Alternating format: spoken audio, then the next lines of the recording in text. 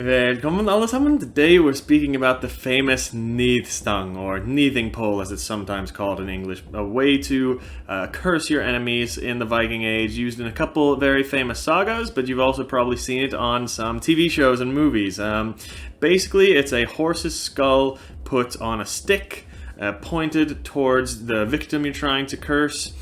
I see a lot of made-up things about it around the internet, so I'm gonna go over the sources in this video, clear up the misconceptions, and really some very cool info, not just about magic, but about the original core spiritual animist beliefs of our ancestors. So here we go.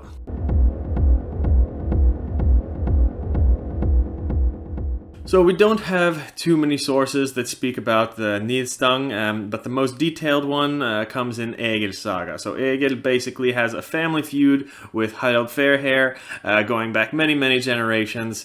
One day Egil finds the son of Eric Bloodaxe and kills him, and after that he goes to an island where he knows that Eric Bloodaxe, Harald Fairhair's son, will pass through, and on this island is where he sets up the Níðstang, and he places a curse on Eric and his queen Gunhilde. Now, very important here, he curses the king and queen, but he also places a curse on the land spirits and turns the pole towards the land spirits of Norway. So it's not the actual pole or the words that are creating the curse here. The curse, or the kind of intimidation, if you want to call it, is directed towards the land spirits in order to scare them and intimidate them into doing the curse against the king and queen. So this is how things work. As you can see here, the land spirits could not rest until they drove Erik and Gunhild out of the land. And yes, that's right, shortly after this, the people of Norway rose up and drove Erik out of the land and welcomed his brother Håkon the Good to rule as king of Norway. So this aspect of using land spirits, it does not pop up very often in the Old Norse sources, but it is something we see in all primitive cultures around the world.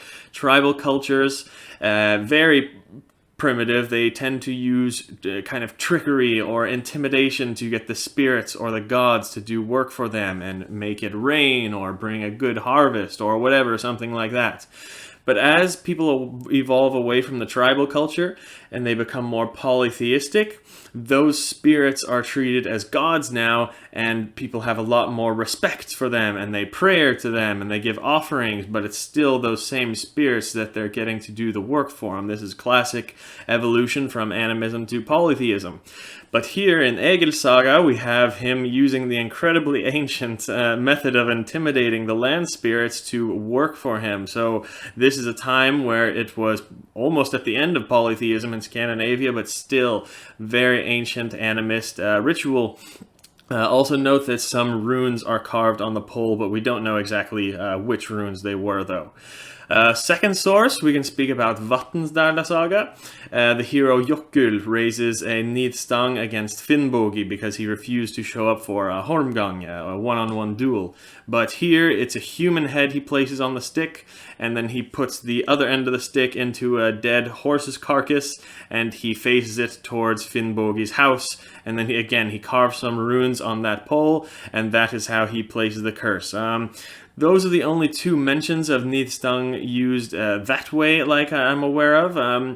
But we do see a couple other examples of Níðstang, where basically a wooden figure was built, kind of like a statue, in order to shame someone else. Remember, the primary meaning for the Old Norse word nith meant some sort of shame having to do with like the worst, sexual insult that you could give someone. So, say if I didn't like someone, for example, from the other village, let's call him, I don't know, Olav, and I make the statue out of wood, maybe carve his name in runes on the statue, and then I build it in some way that it looks like he's taking it up the ass by a horse. That would also be referred to as a Níðstang. I forget, there's a couple sagas like that, but one specifically, I forget the name of it, but I'll put it up right here. just be aware that if you do that, if you created a poll like that, slandering another person in the Viking Age, they would have every right to kill you. This was the worst insult you could give someone, and they would have the right to kill you. So there you have it. That's about all the sources we have that speak of it. There might be a couple more. Let me know down in the comments if you know any that I missed. This was not just done in the Viking Age. We have stories of the nithstang being done all over the folk tradition, though, from actually up until modern times in remote farms in Scandinavia. There was even a man in Iceland in the year 2006 that erected the nidstang to his neighbor because he ran over his dog in the car. And it's also been used in political demonstrations in Scandinavia over the years. So this whole time, people have known what the nidstang is and used it long after pagan times. It's just they didn't understand the true animist nature of how it worked.